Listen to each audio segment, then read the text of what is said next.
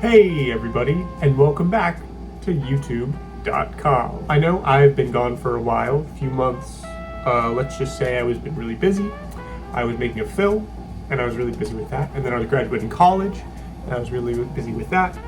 And then I was unemployed for 2 months, and I was not too busy to make videos, but I chose not to anyway. And now I'm employed, and I'm too busy to make videos. So I figured, what's better time to make a video? I was sitting in the new Indiana Jones movie, watching through the other day, and not to spoil anything, but I was so bored that I thought anything could be better than this, even making YouTube videos. So I figured, speed round, lightning round, every movie I've seen this year so far, lightning round, speed round, we're gonna go fast. We got 10 movies here to talk about.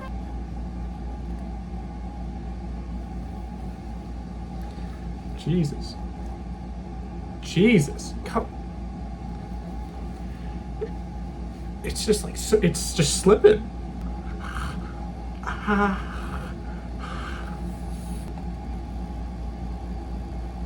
got a nice, healthy looking shot of Mountain Dew to celebrate what may be the last video in this apartment. Happy birthday, Grimace.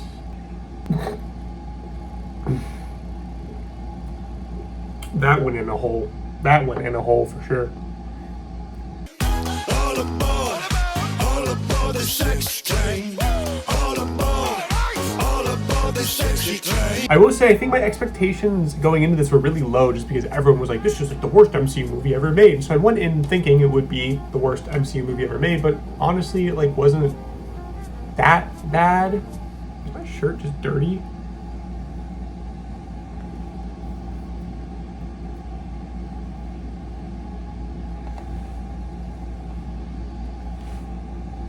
Can't tell. It looks like it in the camera, but it doesn't look like in IRL.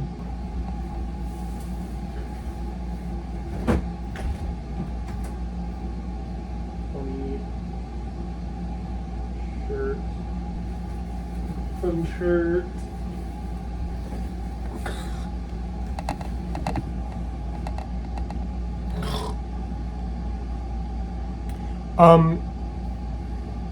Yeah, so this, I thought it was like the far from the worst MCU movie I'd ever seen. It was just sort of weird, and not in a good way. Weird, like, this feels like 3 different movies that have been smashed together into one weird, like, Frankenstein monster. Everyone in this movie feels like they don't want to be here, with a couple of exceptions, but Catherine Newton in particular, who plays the daughter, she was awful in this movie. She was really, really bad. Like, the only people in the movie who feel like they want to be there are Paul Rudd and Jonathan Majors. They're definitely the 2 best performances. The character of MODOK was absolutely pointless. There was no reason to include it other than for fan clap moment, I guess. Even though I guess fans didn't even like it. I don't know, I don't give a fuck. It's not funny. Like, it's really trying to be funny because the other Ant-Man movies were kind of funny, but this one was not. This one was really unfunny. And overall, it's just so loosey-goosey. It just feels so consequence-free considering that this is supposed to be the introduction of like the MCU's next big villain. It's like, I don't give a fuck. No, nothing happened that's interesting. Nothing happens that feels like it was of consequence. They sort of tease that like maybe this will have consequences later down the line, but it doesn't feel like it. It's just weird. Overall, not very interesting. 4 out of 10. It just like goes down weird. Good. It was good. Not as good as the last one. Didn't like it as much as Scream 2022, but I still thought it was solid. I think the biggest problem that this movie has is there's a certain degree of like, I don't know how to describe it other than what are we even doing here anymore? Like, Scream has always had that meta commentary aspect that's really core, really core aspect of it. But it's gotten to the point where it's like, what the fuck is Scream 6 even commentating on? Like, what is it even, what is the satire? What is it satirizing? I thought the New York setting was fun. Obviously, it wasn't actually shot in New York, but they do some fun things with it, like the subway and like the apartments. The performances were all right, definitely not as good as the last one. Overall, I think Melissa Barrera is better than she was in the last one, because she was not very good in the last one. I think she's better here. But kind of trading off, I think Jenna Ortega is worse in this one than she was in the last one. She's not bad, but she's just, it definitely has a bit of a feeling of I guess almost burnout, because this movie was just like made so fast and so quickly after the last one. It almost feels like maybe we should have waited a little longer. I appreciated the upped level of violence in this film. There were a lot of very violent and bloody deaths, even more so than the last ones. Like, this is probably the goriest Scream so far, which I appreciated. The franchise is like far from dead. I just think that these sequels need to stop playing it so safe, is what I would say. Scream 7, I think, really just needs to shake things up, because there will be a Scream 7. This movie made like $1 billion. This movie's worth watching. I just think the cracks of the franchise are starting to show. 6 out of 10. All right, next up we have Shazam 2. I don't even know why I watched this. It was just a movie that came out this year that was easily accessible to me, so I decided to watch it. I don't regret it, but it was like eating a saltine cracker. I gained nothing. Like, the only thing that I liked about this movie was the villain actors. Helen Mirren and Lucy Liu were both fun. Like, they weren't that good. Their performances weren't great or anything. But you could tell they were having fun in the roles, which is something. I don't like Zachary Levi. It was just boring. It was just a nothing movie. It was just 2 hours of nothing. By the way, not every superhero movie has to be 2 hours anymore. I think we're at the point where not everything has to be a fucking giant 2-hour epic, because this movie could have been a solid 90 minutes or less. Would it have made it better? Probably not. But it would have made it less of a hassle. 3 out of 10. This is an interesting one because it was sort of a not really hyped up before it came out, and then it came out and a lot of people were like, oh, like the word of mouth on it was really good, which was kind of surprising to me. So I didn't see it in theaters, but I saw it when it came out on streaming, and I've got to say, it was fun. Like, it wasn't that great, but I guess just the fact that it wasn't absolutely terrible was enough for some people. Chris Pine and Hugh Grant were both fun. I didn't think their performances were that great, but they were at least something. They had a nice energy they brought to it. The rest of the cast is fine. Like, no one was bad. It wasn't as funny as I thought it was. Like, a lot of the jokes didn't land for me just because the movie at times it almost feels like it's trying to be a comedy, but it wasn't that funny. There were some nice practical effects I noticed, which I liked. There were some practical creatures and stuff like that, which very cool. Always appreciate that. It was too long, like a lot of other movies on this list, and it didn't justify that runtime. It was fine. Like, I didn't waste my time. It was an okay way to spend a couple hours, but I'm never going to rewatch this, and I'm probably going to forget everything about it in a week. 5 out of 10. Imagine this is like spooky blood. Pink. Spooky pink blood. Ouch. So this one's kind of weird. It's trying to ride the line between like classic Evil Dead, which is, kind of like the campy, somewhat goofy horror comedy, but also the modern Evil Dead, the 2013 one, which was very serious and gory and played it very straight. And this one's kind of trying to do both. And I don't think it really works that well. The movie's fine. I enjoyed the movie. I think it's an enjoyable, fun film. I just wish it had picked a lane and stuck to it. The performances were good, even though I didn't really love the characters. Alyssa Sutherland, I believe, is the name of the mom. She was great. She was fantastic. Really great in the role. She really, dedicated herself to being the creepy deadite. And she was also really hot. I like the gore. Some of the gore in this movie was legitimately made me cringe. Ooh, nasty. Which is not something that I feel that often, just because I feel like I've seen so much at this point. So I appreciate that there was actually stuff in this movie that was I was like, wow, I've never seen that before. That's awesome. It looks really good. It's genuinely just a really well shot movie. I've never watched anything made by this director before, Lee Cronin, but I think that he did a really good job. The movie looks fantastic. That being said, it's well executed, even though it is sort of basic. It's just strong, well done, sort of back to basics Evil Dead, even though basically every Evil Dead is back to basics, other than Army of Darkness, I guess.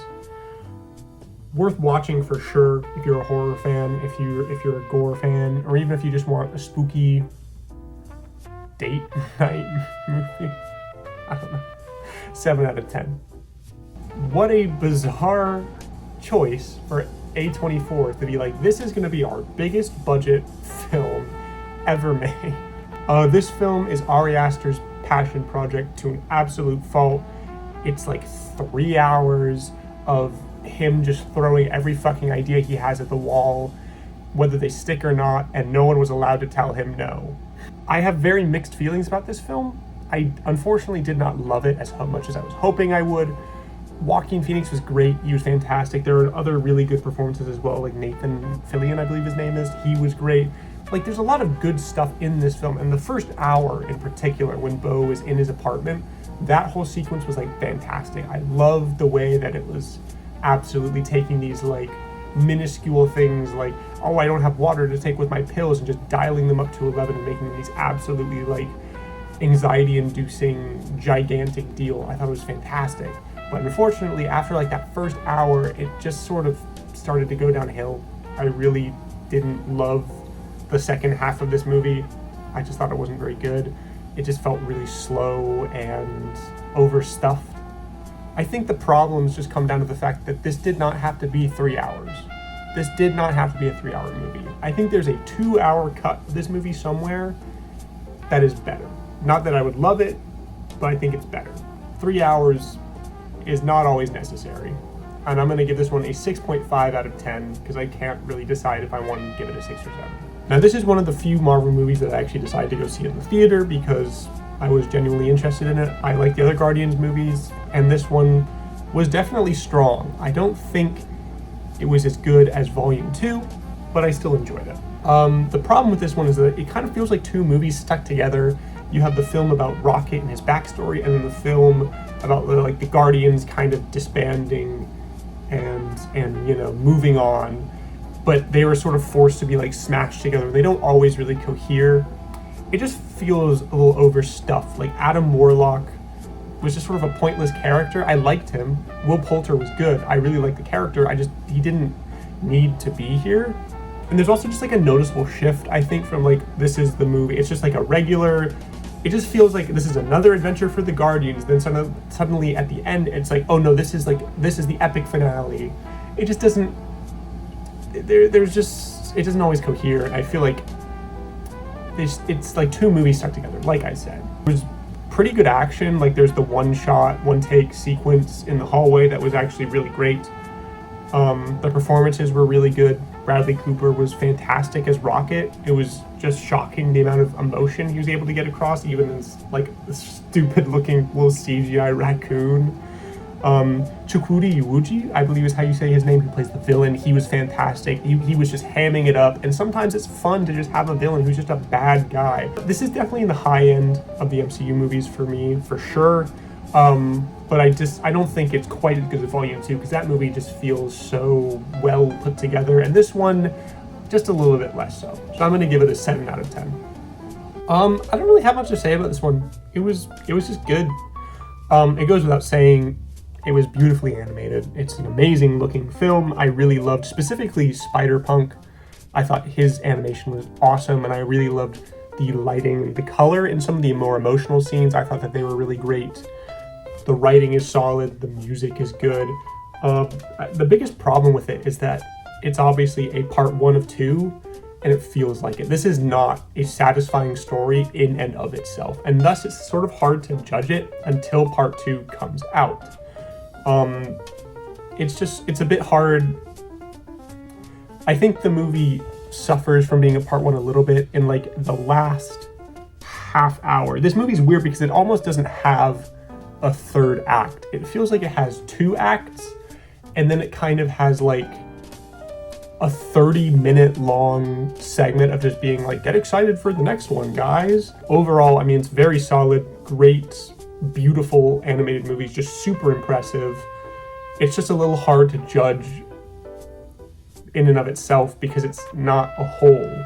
It's only part of a whole. Overall, I'm going to give it an 8 out of 10. Looking forward to the next one, which will not be coming out next year. There's just no fucking way. It's just not going to come out next year. It's just fucking impossible. This is Wes Anderson at like his most. This is him at like 100% power. He is at his most Wes Anderson in this movie. There's lots of great moments of dry humor. I really like that he doesn't. He trusts the audience to get the joke. It's very rewatchable. There's lots of little details I noticed. I do want to watch it again at some point when it comes to streaming or something. There were lots of great performances. Jason Schwartzman, Edward Norton, Maya Hawke, Tilda Swinton, and Steve Carell come to mind. They were like my top favorites. There's obviously a lot of stars in them though, a lot of great actors. I didn't love the fourth wall breaks, the whole stuff with the play, I guess you could call it.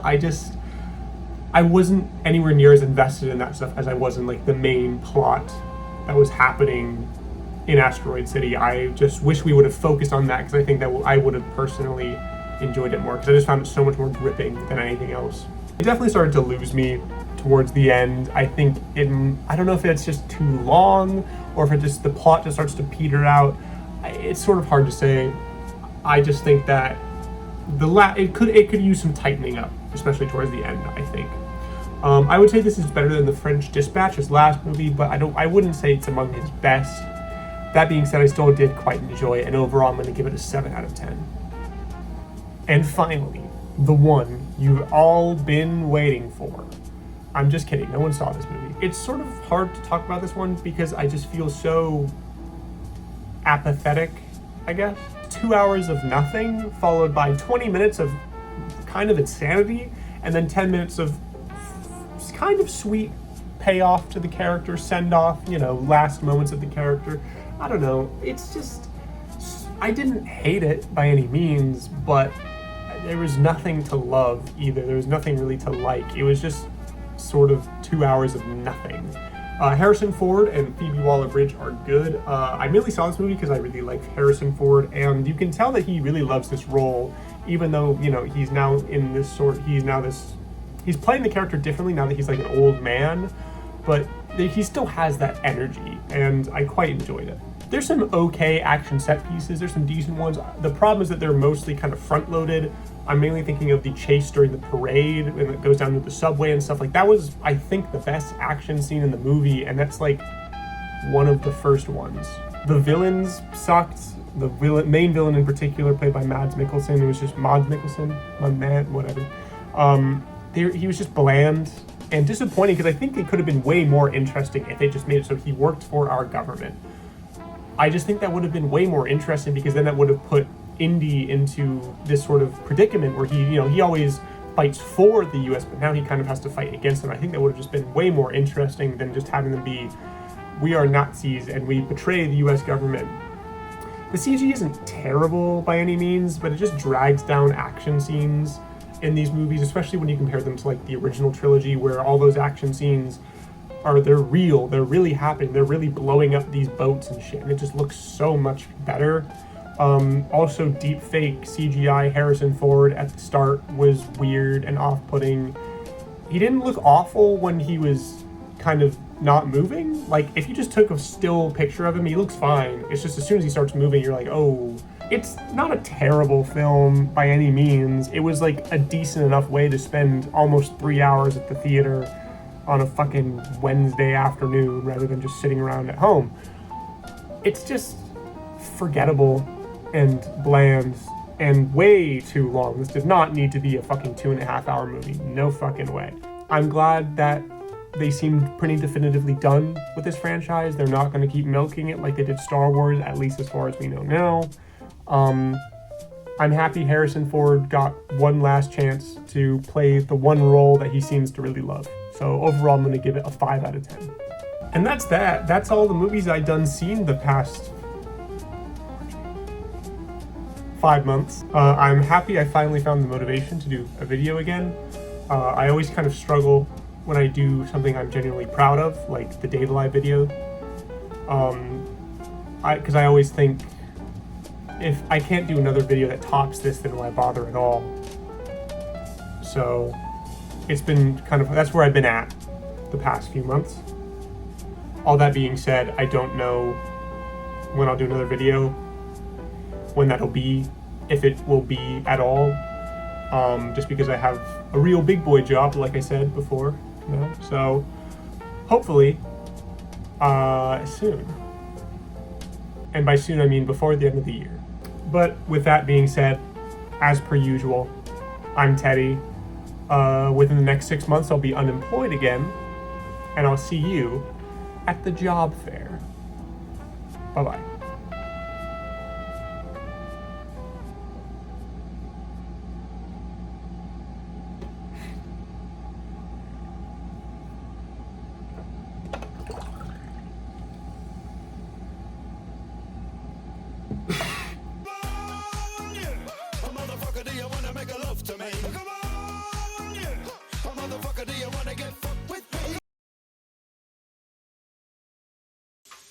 Holy shit! It's the Slender Man! And he's cooking hot dogs on the stove! Hey, you hungry home invader! Stop raiding our refrigerator!